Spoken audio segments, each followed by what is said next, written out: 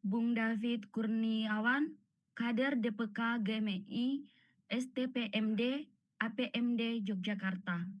Dan juga saya hormati Bung Deodatus Sundase, Direktur Institut Marhanisme 27. Serta Bung dan Sarina sekalian, peserta diskusi yang berbahagia yang hadir melalui Zoom dan Google Meet pada malam hari ini. Perkenalkan, saya Sarina Paskalina Ikindresi, anggota DPK GEM ini STIAN Yogyakarta, yang pada kesempatan ini akan memandu jalannya diskusi kita. Bung dan Sarina sekalian, Koperasi Desa Merah Putih menjadi program yang ramai dibicarakan.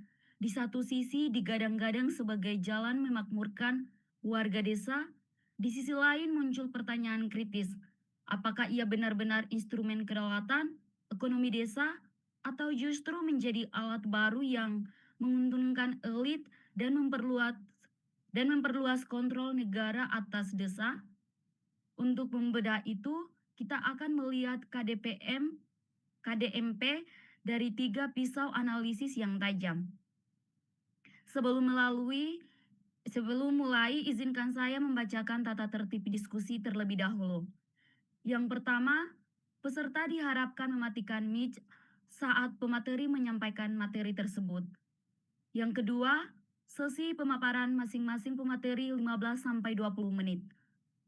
Poin yang ketiga, sesi tanya jawab akan dibuka setelah ketiga pemateri selesai. Peserta dapat menuliskan pertanyaan di kolom chat dengan format nama, asal, komisariat, pertanyaan, atau raise hand. Poin yang keempat, yaitu mari kita jaga forum ini tetap kritis, ilmiah, dan berdialektika dengan semangat marhanisme.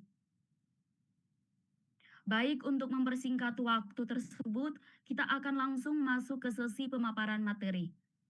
Diskusi kita akan mencoba menjawab pertanyaan besar dalam paradigma pembangunan hari ini. Apakah KDMP sejalan dengan ideologi berdesa yang berdaulat atau justru kontradiktif? Bagaimana relasi kuasa negara desa bekerja di dalamnya? Dan siapa sebenarnya aktor yang diuntungkan dari tata kelola dan politik anggarannya? Kita akan mulai dari kerangka besar pembangunan desa. Pemateri pertama, Bung Putra Perdana SIP MIP, beliau akan mengupas KDMP dalam kaitnya dengan paradigma pembangunan atau developmentalisme. Apakah desa harus menolak total KDMP atau justru memanfaatkannya sebagai instrumen untuk mengkonsolidasikan kekuatannya? Kepada Bung Putra Perdana, waktu dan layar kami mempersilakan. Ya, izin saya diberi akses untuk co-host.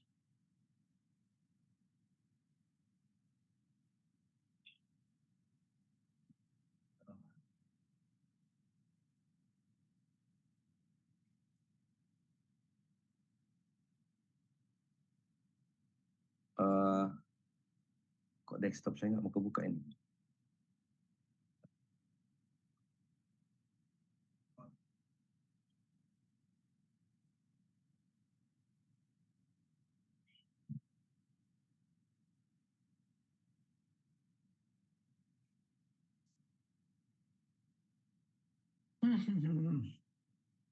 Oke, saya sebentar.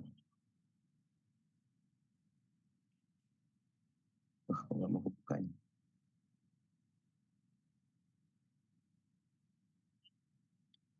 Saya bisa kirim file ke siapa nih? Bisa kirim ke Anci nggak? Bisa minta tolong untuk di-share di sana? Di device saya kayaknya sedang ada masalah ini, nggak bisa untuk share. Halo, Ibu Ya. Moderator. Kirim aja, Pak. Kirim aja, Pak. Oke, kita kirim ke Anci ya. Ya.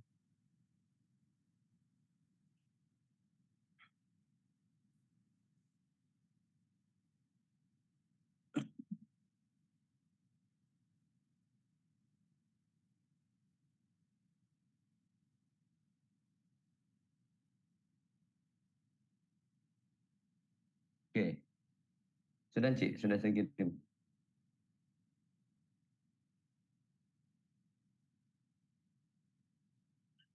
Ya, yang selamat malam, Assalamualaikum warahmatullahi wabarakatuh. Yang saya hormati Direktur Eksekutif Institut Marhenis 27 gitu ya. Kemudian moderator dan narasumber yang lain. Kemudian saya juga ingin menyapa senior saya, Bang Foki. Apa kabar? Siap, sehat, Bung. Siap, Bang Foki. Siap. Kebetulan beliau ini senior saya di program studi ilmu pemerintahan. Tuh. Kemudian slide-nya bisa ditampilkan, Ci? Anci, minta tolong Anci.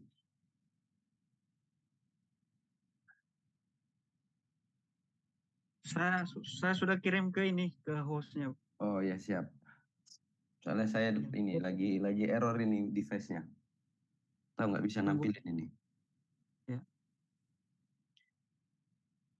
Ini tadi mohon maaf karena materi saya bikin sangat ini ya cepat. Kebetulan tadi malam perjalanan ke Jakarta dan kebetulan ini masih ada urusan sedikit. Nanti izin tidak bisa ikut sampai full. Gitu kira-kira.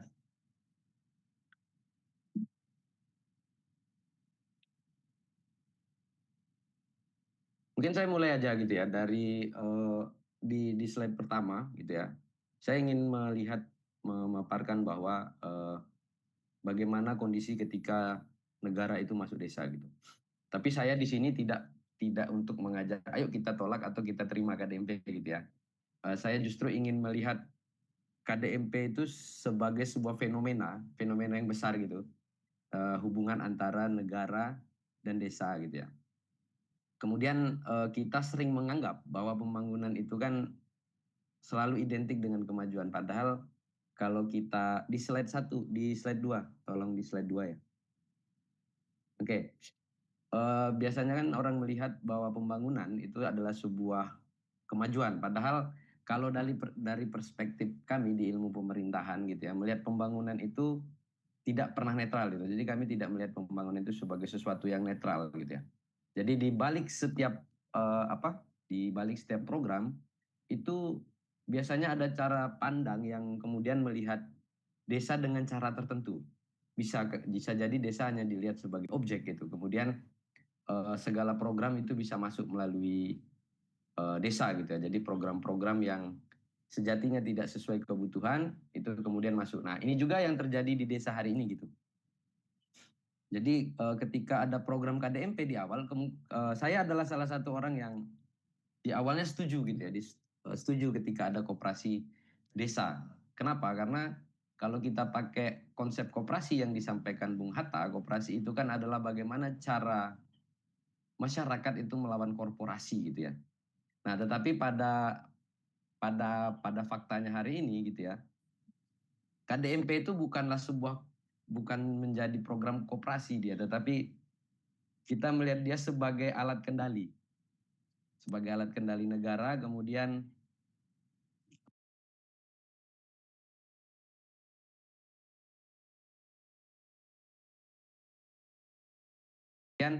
siapa yang memperoleh manfaat. Nah, kemudian yang memperoleh manfaat ini kita tidak tahu siapa yang akan memperoleh itu ke depan. Apakah warga desa, ataukah malah korporasi itu sendiri, ataukah oligarki gitu kan.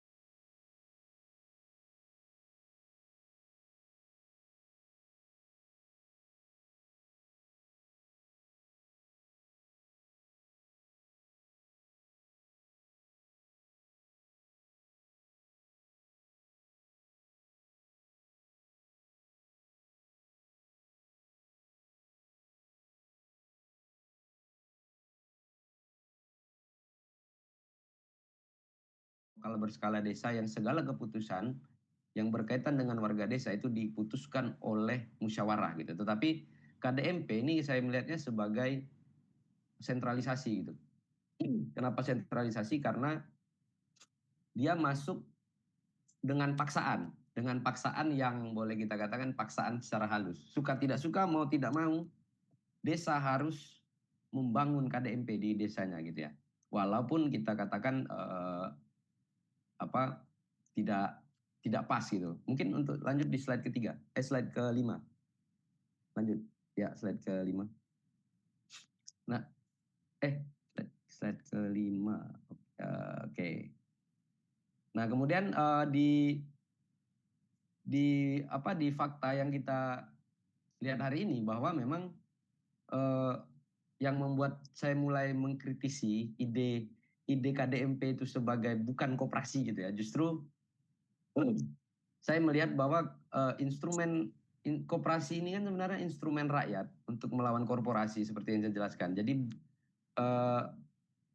ketika kita melihat KDMP hari ini dengan fakta-faktanya, dengan misalnya dana desa dipangkas, kemudian pembangunan gedungnya kita tahu itu dilakukan oleh PT Agrinas. Kemudian sekarang ada istilahnya manajer KDMP itu dibina oleh aparatur negara gitu ya, melalui ala-ala militer gitu. Dan kita lihat di poin lain, desa itu sekarang hanya menjadi penonton. Jadi penonton di desa gitu ya. Nah, kemudian kepala desa juga itu tidak bisa melakukan apa-apa. Jadi saya kalau misalkan kita ambil garis tengahnya gitu ya, ini tuh sebagai kolonialisasi gaya baru. Kalau dulu kolonialisasi itu masuk dengan senjata, dengan kekerasan, dengan paksaan. Nah, KDMP ini masuk melalui kolonisasi yang lebih soft gitu, dengan bicara soal ekonomi desa. Apa KDMP-nya ya, bukan koperasinya.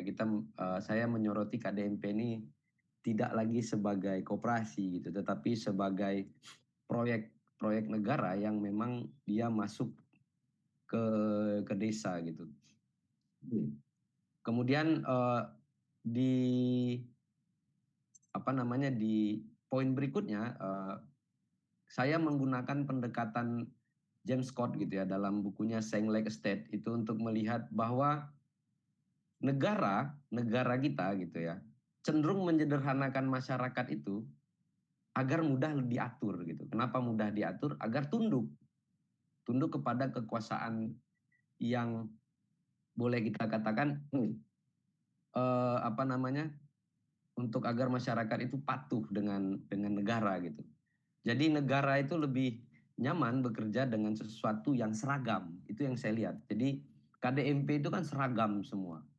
Kemudian memiliki format yang sama, indikatornya sama, kemudian strukturnya sama gitu ya. Kalau kita hubungkan KDMP ini dihubungkan dengan KDMP, saya melihat ada kecenderungan kecenderungan untuk bahwa memang KDMP ini masuk ke desa bukan sebagai upaya untuk penguatan ekonomi. Bukan sebagai itu, tetapi sebagai alat menundukkan. Jadi sebagai alat mengambil alih kekuasaan desa itu. Kenapa saya bilang sebagai alat pengambil alihan kekuasaan itu? Karena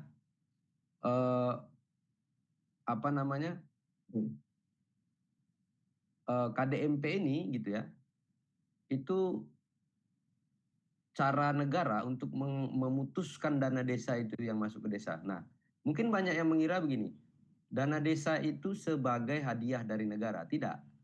Atau misalnya dana desa itu sebagai kayak memang pemberian gitu. Sebenarnya dana desa itu kalau kita kaji berdasarkan Undang-Undang Nomor 6, dana desa itu adalah hak desa atas konsekuensi adanya rekognisi dan subsidiaritas yang ada di Undang-Undang Nomor 6. Tetapi kemudian dana desa ini kemudian direduksi gitu ya, direduksi sebagai hadiah gitu. Hadiah. Makanya ketika COVID, mungkin teman-teman ingat ketika COVID ada Undang-Undang Nomor 2 tahun 2020 yang kemudian menyetop dana desa gitu ya melalui undang-undang itu, dan kemudian tiba-tiba dana desa tetap turun. Nah, sedangkan di Undang-Undang Nomor 6 Pasal 72 tentang dana desa itu di stop di Undang-Undang Nomor 20 itu. Tetapi di tahun 2020 dana desa tetap masuk. Ini kan menjadi hal yang ambigu. Jadi saya melihat dana desa yang ada hari ini di desa itu sudah bukan lagi konsekuensi atas hal adanya rekognisi dan subsidiaritas gitu.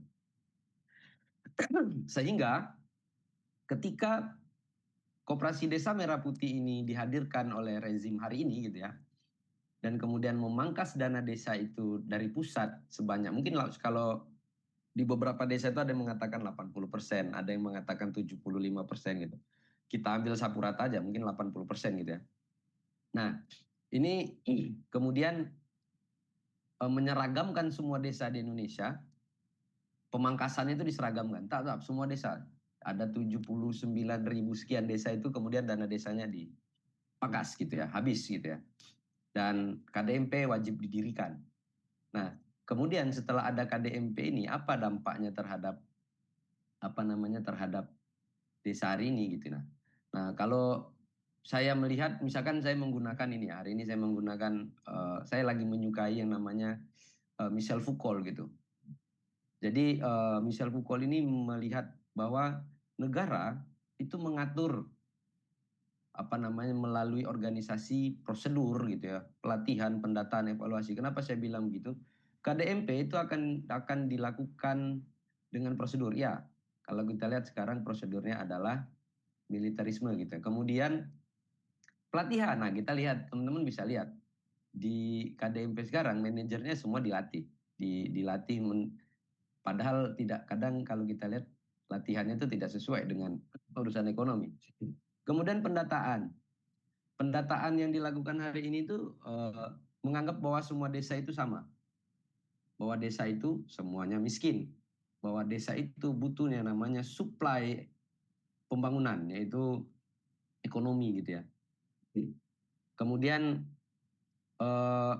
negara kemudian mengawasi desa itu secara signifikan menggunakan yang namanya aplikasi-aplikasi. Mohon maaf, saya bukan tidak menyukai digitalisasi, tetapi saya melihat bahwa yang dilakukan kepada desa hari ini melalui aplikasi itu adalah bentuk pengawasan yang mematikan, kalau dalam bahasa saya itu mengebiri kewenangan lokal berskala desa itu sendiri.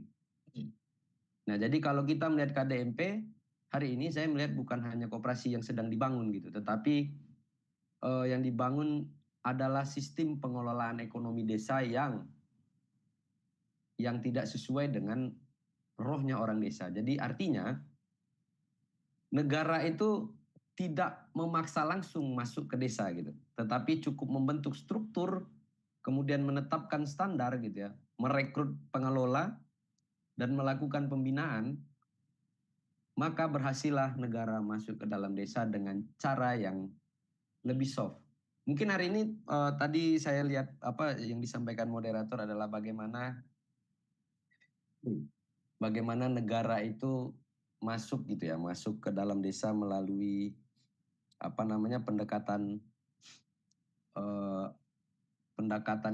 yang lebih kelembagaan gitu, yang lebih kalau dalam bahasa ini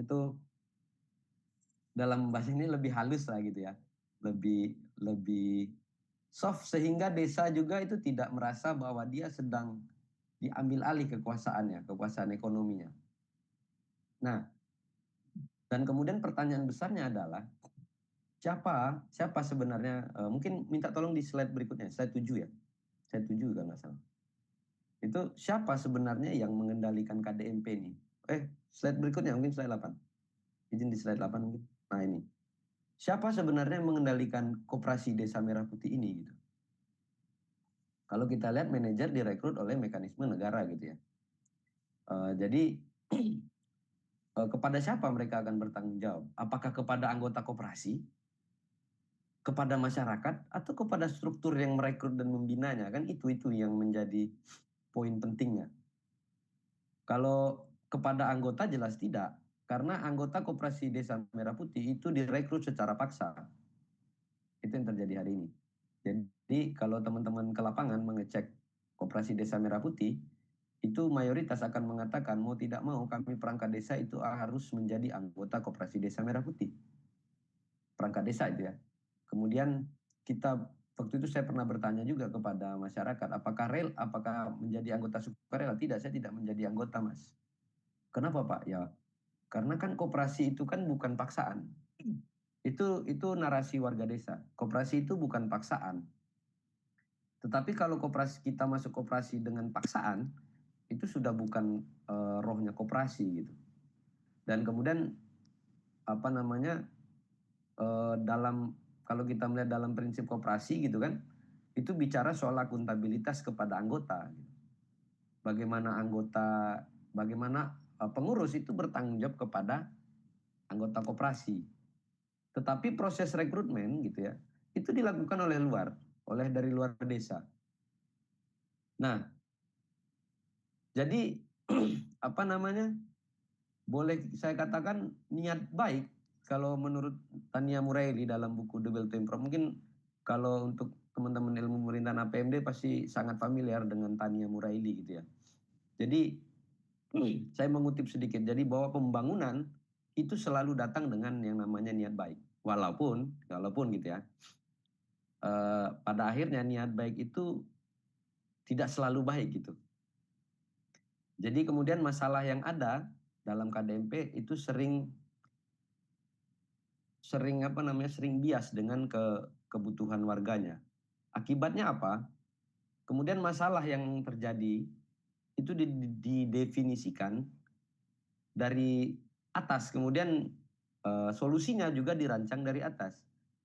Lalu masyarakat desa itu kemudian dipaksa untuk menjalankan program yang turun itu. Suka tidak suka, mau tidak mau mereka harus menjalankan itu.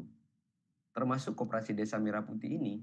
Bahkan ketua Koperasi Desa Merah Putih, anggotanya itu tidak tahu siapa yang akan menjadi manajer koperasinya ke depannya gitu.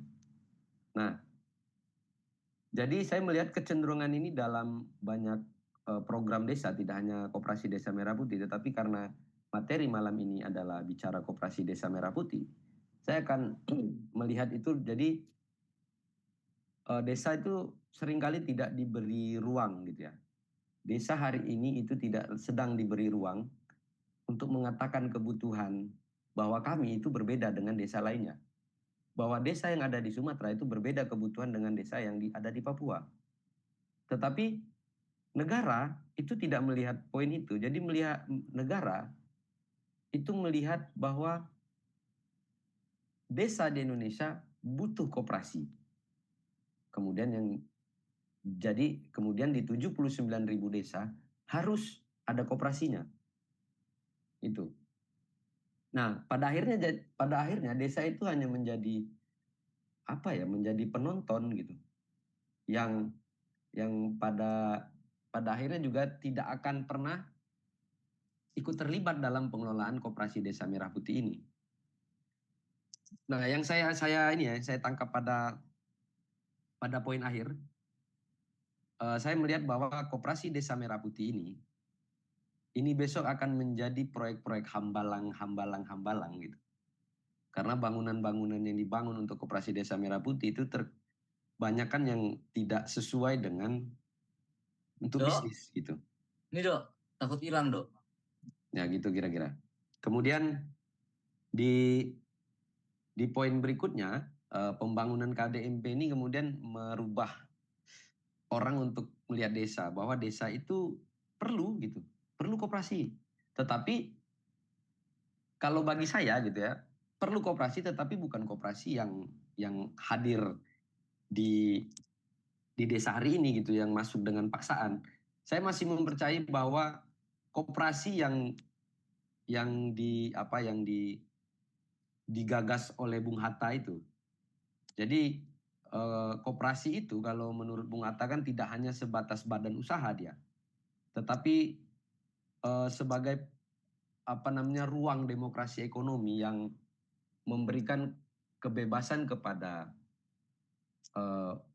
orang gitu, kepada warga untuk mendirikan koperasinya masing-masing, bukan dengan aturan. Jadi misalkan desa harus membangun KDMP, bukan itu, tapi koperasi itu sebenarnya harus lahir dari akar rumput, dari warga itu sendiri yang menginginkan ada koperasi gitu.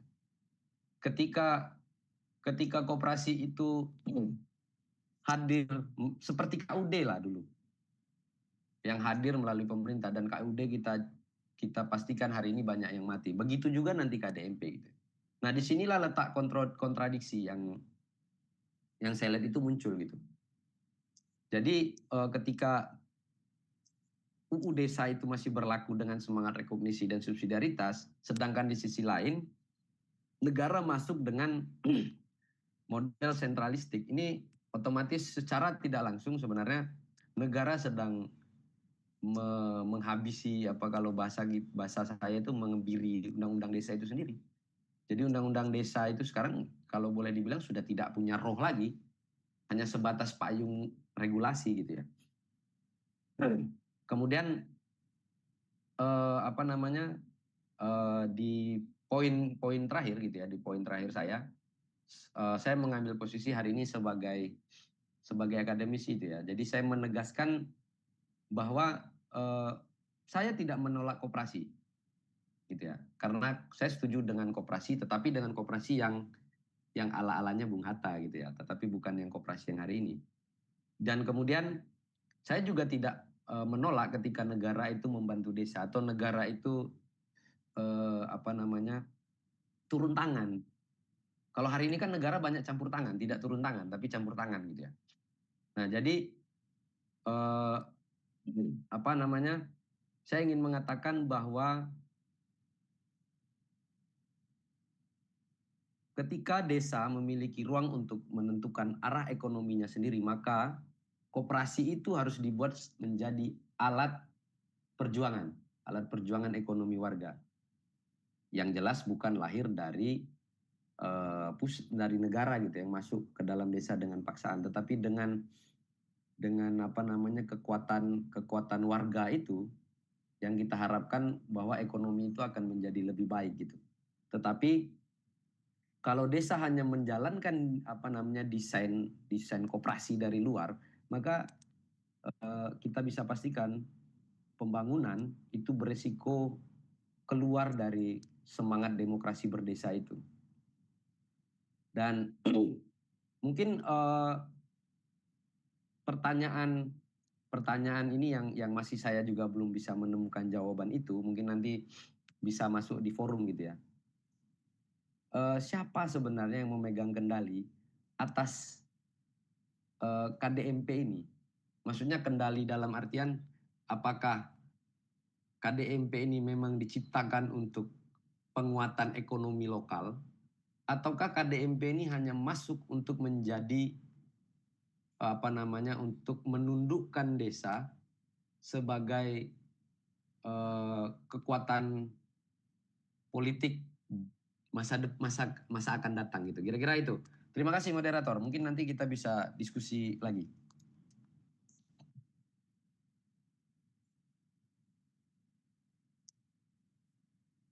Terima kasih banyak kepada Bung Putra atas pemaparan yang sangat fundamental dan membuka cara pandang kita tentang ideologi berdesa developmentalisme negara. Sangat mencerahkan. Selanjutnya kita akan masuk ke perspektif yang lebih kritis tentang kuasa. Pemateri kedua yaitu Bung David Kurniawan. Beliau akan membedah KDMP dari sisi relasi kuasa antara desa dengan negara menggunakan perspektif governmentality dari Michel von Chault. Bagaimana negara itu mengatur desa lewat KDMP tanpa memaksa. Kepada Bung David Kurniawan, dipersilakan. Oke, baik. Assalamualaikum warahmatullahi wabarakatuh. Selamat malam, kawan-kawan. Sebelumnya saya izin menyapa juga dosen saya, Pak Putra Perdana. Halo. Ini sebenarnya dosen muda yang begitu keren ya. Kami sejak maba itu di tempat kita disuguhkan dengan bagaimana sih sebenarnya dalam hal ini cara kita memandang desa dan mendudukkan desa itu sendiri gitu. Oke baik, untuk slide selanjutnya saya akan memulainya dari pertanyaan ya. Karena tadi Pak Putra juga udah menjelaskan ketika kita mengacu ke undang-undang itu mestinya segala pemerintahan yang dijalankan di desa itu mestinya mengacu terhadap prinsip-prinsip yang ada di undang-undang desa itu sendiri. Saya memulainya dari pertanyaan ini. Kalau desa diberi otonomi melalui undang-undang desa, mengapa hampir seluruh desa di Indonesia membentuk koperasi desa merah putih dalam waktu yang bersamaan dan dengan model yang sama pula? Apakah KDMP ini memang pilihan sesuai kebutuhan desa atau pilihan yang diarahkan oleh kuasa negara? Jadi kenapa saya memulainya dari sini? Penting kiranya kita perlu satu pemikiran dulu dalam melihat desa itu sendiri. Artinya jangan sampai bahwa desa ini bawahan negara gitu. Dan segala perintah yang yang dilakukan oleh negara itu sudah semestinya itu dijalankan oleh desa itu sendiri. Lanjut ke slide nomor 2. Nah, ini kan udah ada ya. Ketika kita hendak mengacu terhadap undang-undang desa, Undang-Undang nomor 6 tahun 2014 terus kemudian direvisi menjadi Undang-Undang nomor 3 tahun 2024. Di sana ada asas rekognisi dan subsidiaritas yang artinya negara itu mengakui hak asal usulnya, terus kemudian melalui asas rekognisi dan subsidiaritas itu, dan itu adalah bentuk penghormatan, bentuk memuliakan desa itu sendiri gitu. Nah, di bab 4 kewenangan desa pasal 18 itu setidaknya ada beberapa kewenangan ya. Ada 4. Kewenangan yang meliputi di bidang penyelenggaraan pemerintahan, pelaksanaan pembangunan desa, pembinaan kemasyarakatan desa, dan pemberdayaan masyarakat desa itu sendiri. Yang dimana di pasal 19 itu turunannya itu adalah kewenangan yang berdasarkan hak asal usul. Jadi kan kalau kita pada pengertiannya ini yang berdasarkan hak asal usul, poinnya sebenarnya kewenangan ini nantinya untuk mengatur atau mengurus urusan desa itu sendiri sesuai dengan prakarsa lokal. Dan ini menjadi dasar bagi kita untuk melaksanakan kebijakan yang ada di desa itu. Mestinya berbentuk undang-undang desa itu sendiri.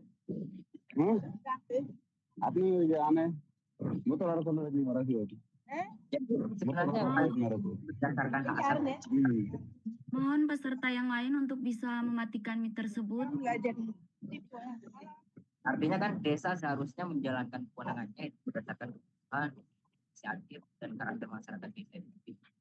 Bukan mata-mata atas instruksi atau perintah dari atas gitu kan. Terus kemudian ketika pada prinsipnya sebenarnya desa itu menjadi subjek, bukan berarti menjadi objek gitu.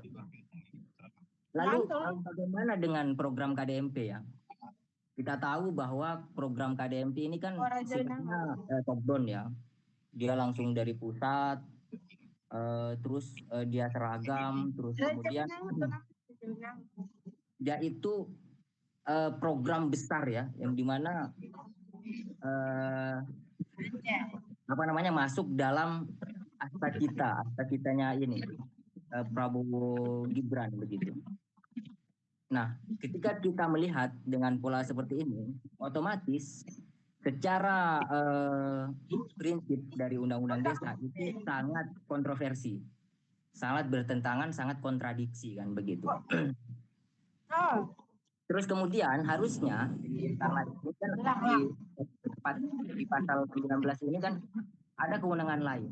Jika memang ini adalah kewenangan lain yang ditugaskan oleh pemerintah, sebenarnya Koperasi Desa Merah Putih ini juga ada dananya. Karena di pasal 22 itu nanti dijelaskan undang-undang desa yang bahwa asas kewenangan yang ditugaskan itu harus disertai dengan uang juga. Terus mengapa sih KDMP ini penting dan harus dijalankan? Saya kira disitulah saya urgensinya atau relevansinya ketika kita membaca dengan perspektif governmentality-nya Foucault. Lanjut ke slide selanjutnya. Oke.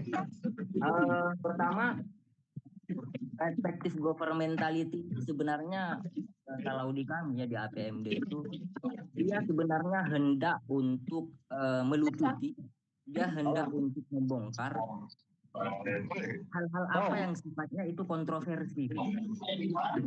Jadi governmentality ini sebagai perspektif yang kita nantinya kalau kata bahasa rektor saya semua itu ribut sekali itu. Halo, apakah suara saya terdengar?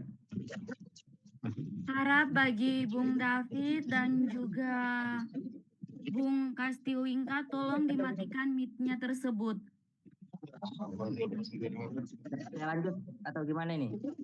Halo untuk Bung Kogoya dan juga Bung David bisa dimatikan mic. Dan juga Bung peserta Katsi. yang lain. Bung Katsi bisa matikan mic. Halo Bung. Bung Katsi.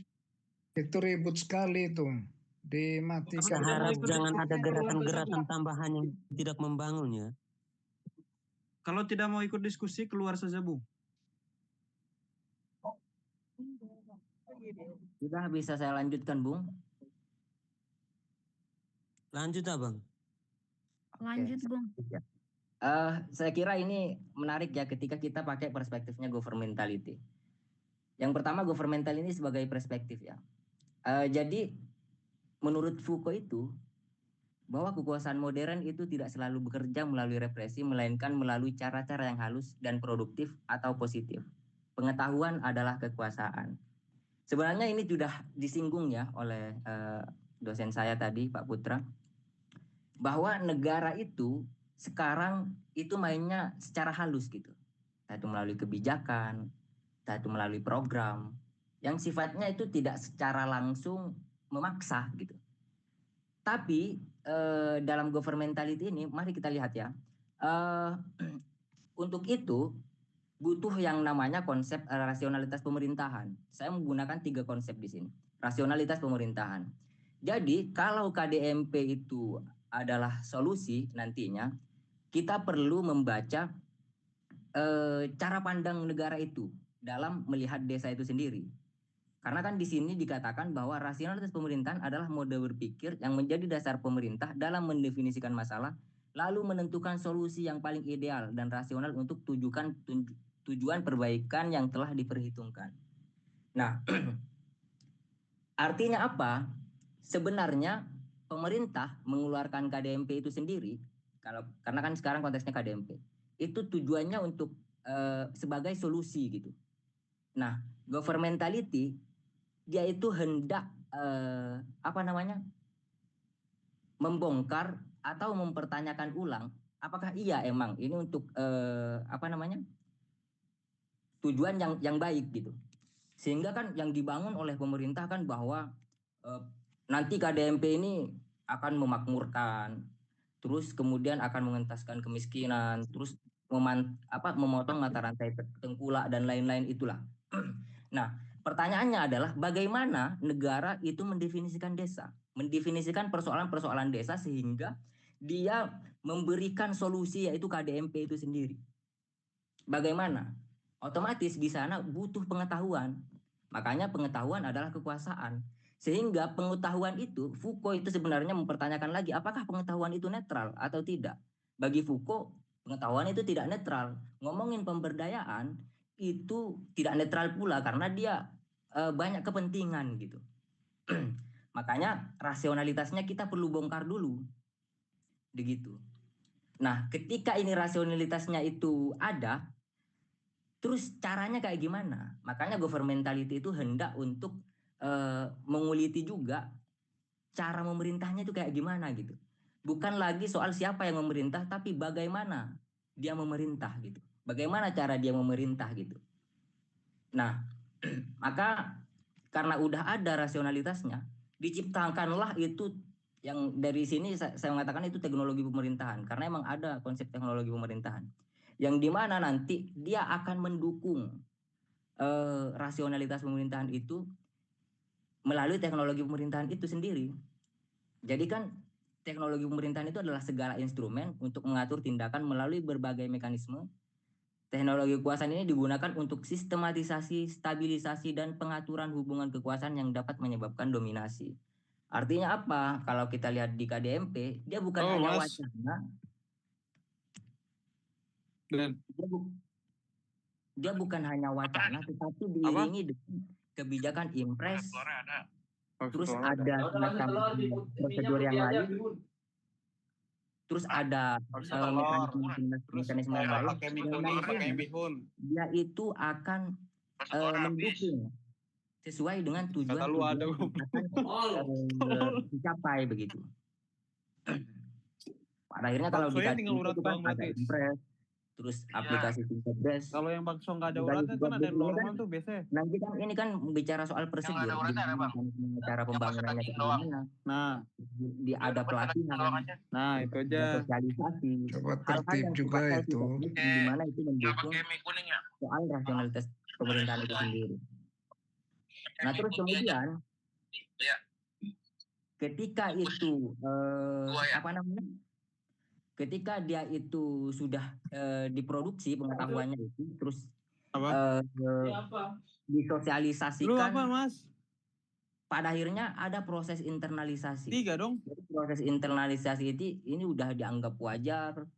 Terus itu dia udah meresap ke Parah nggak beli makan, Mas. Bahwa ini Parah nggak beli makan. Kita perlu butuh koperasi. Beli rokok dan demo dan.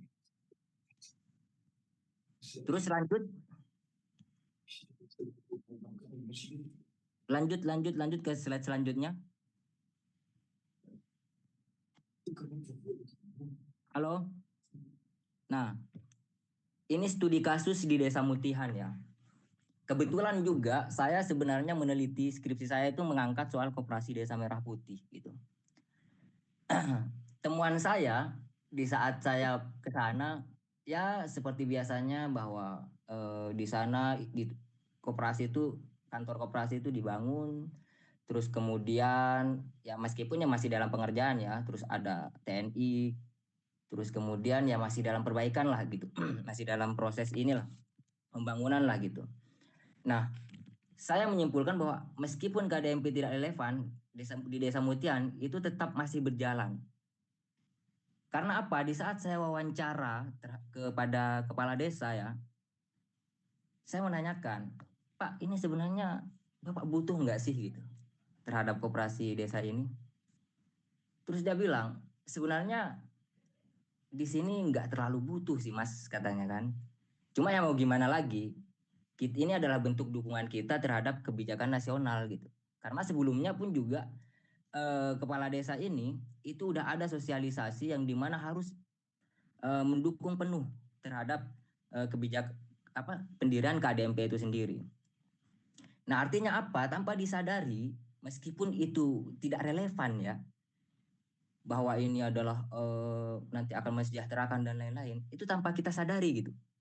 Itu udah masuk ke mereka, ke pikiran mereka, karena dia kan nanti akan menciptakan tindakan, yang tindakan sesuai dengan apa yang diinginkan oleh negara itu sendiri gitu, kira-kira. Terus kemudian kalau kita melihat teknologi kuasanya itu adalah syarat pencairan dana desa, yang dimana itu harus menyatakan surat pendirian KDMP. Jadi di Klaten itu, di Desa Mutihan yang saya teliti itu, syarat ini mungkin ada aturannya ya di apa sih PMK kayaknya itu, peraturan Menteri Keuangan itu, yang dimana itu harus menyatakan surat pendirian KDMP. Ini adalah bentuk teknologi kekuasaan juga. Kalau kita coba untuk analisis di di desa itu sendiri gitu mengenai tentang KDMP. Terus kemudian SDM tidak siap, pengurus mengandalkan pelatihan. Nah, di desa Mutihan itu kan dia itu sama sekali nggak ada koperasi gitu. Jadi nggak ada pengalaman untuk mengelola koperasi. Tiba-tiba hadir KDMP, otomatis desa di sana itu otomatis merasa barulah gitu. Ya, gimana ini nanti ininya. Nah, terus pengurus koperasi ketuanya di saat aku wawancara, apakah sudah siap secara SDM? Mereka tidak siap. Tapi kenapa sih ini harus dijalankan, Pak? Yang mereka bilang kan nanti ada pelatihan. Nah, keseluruhan ini ketika kita baca sebagai governmentality, dia